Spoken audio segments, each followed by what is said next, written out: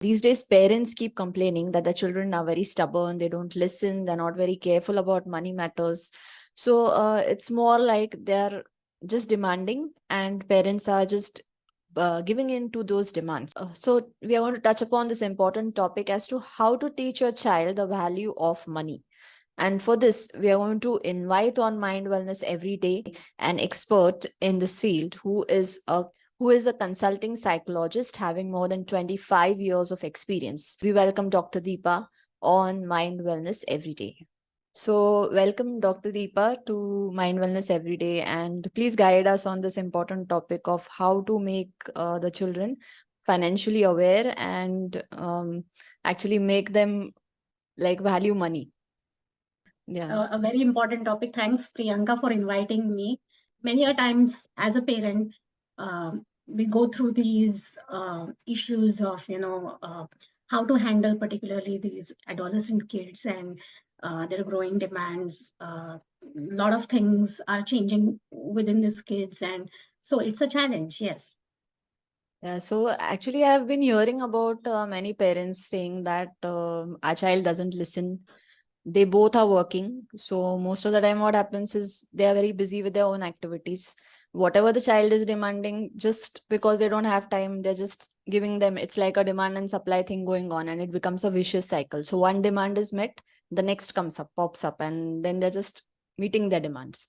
So, do you think that this is going to create a bigger problem ahead for those children in life because they are not financially aware of things? Yeah. See, what I feel is, more than being financially aware, this thing about giving in to the demands. We as parents, sometimes both the parents are working. We really do not have much time. We are already stressed. And so, we tend to give in to the demands of our kids. And more than, making them aware about, being financially aware uh, or making them understand the value of money, that's one thing. I feel what we are doing is a much greater harm in terms of we are not teaching them impulse control. um, Right. there is something which is called as delayed gratification. So what happens is when we give in to the demands, let's say, my son, he says that he wants uh, Pokemon cards because that's something which is quite in. Okay. He already has uh, a few sets and he demands for one more. And I as a parent, I try to convince him not to, and but later on I just give in. So what is happening over here is, um, the kid thinks, or the kid is getting what is called as instant gratification, or his needs are being immediately met. Immediately met. Yeah. Yeah. So but with this, what happens is that the kid is not learning to wait, to control the impulses. And delayed gratification, there have been studies which indicate that delayed gratification is related to success later in life. There was this famous experiment which was conducted in Stanford. Many of you may be knowing it. It's called as a marshmallow test. Right. So this experiment was about this researcher. He was conducting research on younger kids, about 5 to 7 year old kids, and he had these kids in the playroom, and he told the kids that he is going to go out for 15-20 minutes, and he had a bowl of marshmallows in front of them. So he told the kids that if they wait until he comes, each one of them would get 2 marshmallows. Okay. That's what he told, and he left the room. After he left the room, he was observing these kids. What happened was, some of the kids, they immediately went and you know had those marshmallows. Mm. Some kids, they waited, they put their head down, they were trying to resist the temptation. And then after 15-20 minutes, he came back, and the kids who waited, they got 2 marshmallows. Now, so what is the big deal about it? The big deal is that this researcher, he tracked these kids longitudinally over years and found that um, delaying gratification or having that impulse control was related later to achievement in life, to having better academic scores. Yeah, so can we say that they have, I mean, that can actually lead to being more patient and being more, like you can say, worth the wait. So they can wait and then keep the struggle on so that they get something better ahead.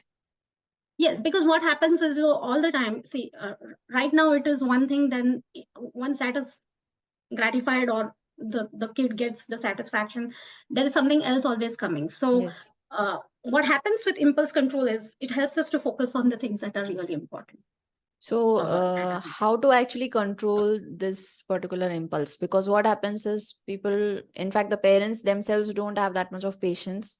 They don't have the time to actually like make their child think on some other lines so that this impulse is delayed or this impulse is controlled. So, how actually in this busy schedule can they actually manage this particular demanding nature of children?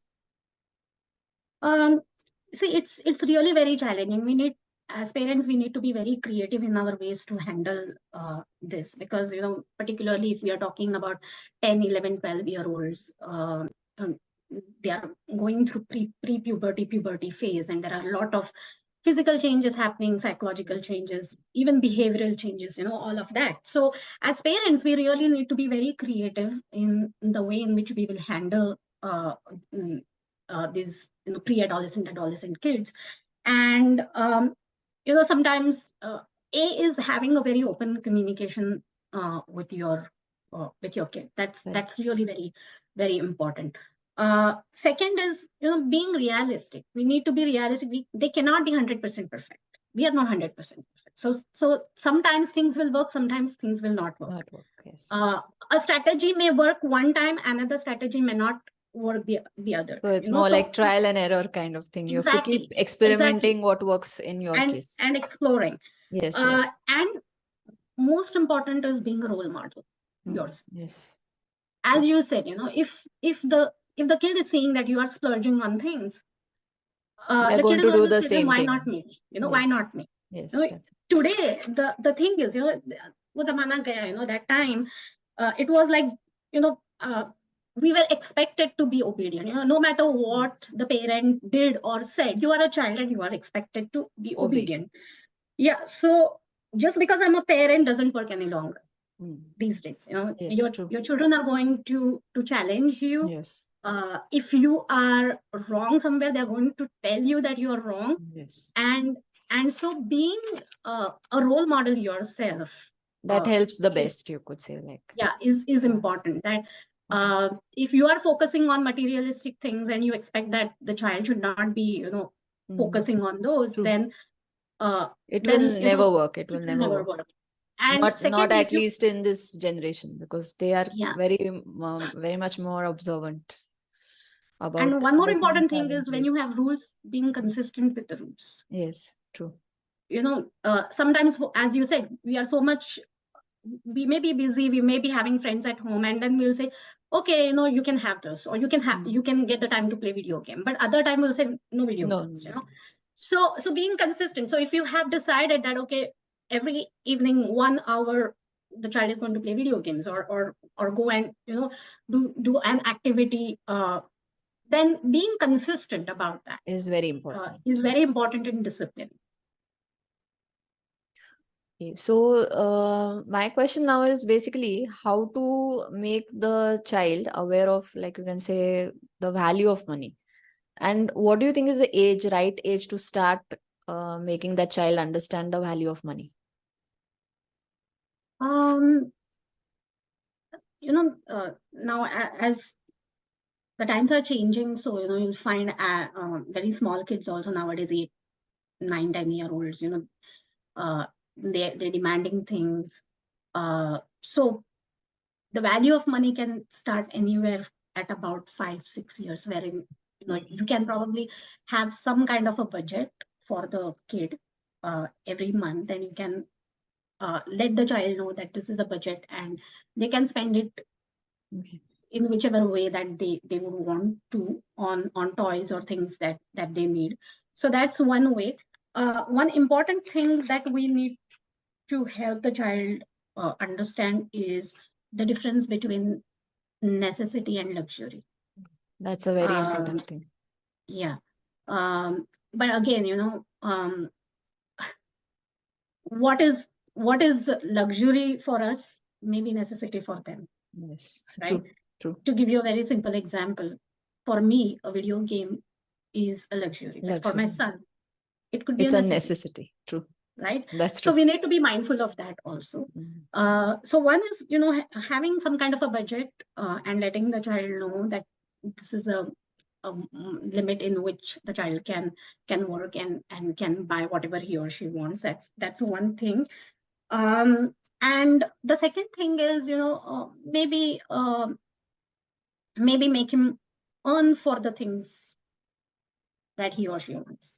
Okay. Particularly, this can be used for older kids, 13-year-old, 14-year-old, if they are able to go out and work, if you have a business, or maybe, some place your friend owns has some office, some place, probably they can work for a couple of hours. Yeah, so they can start early realizing even the outside atmosphere, know the struggles, and at the same time, they can earn money, know the value of that money. Yeah, that would be a very nice thing.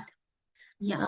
And for that budget thing, can it be like a pocket money, or should we just tell them that this is what we will spend on you for extra things, maybe toys, maybe anything extra like of that Yeah, sort? it really depends on house to house. Some families, they might have this concept of pocket money. Okay. Some may not. Uh, with younger kids, you can just have a budget. With little older kids, if you are giving pocket money, you can let them know that this is the money that you are getting, and which you can spend on things that you want to.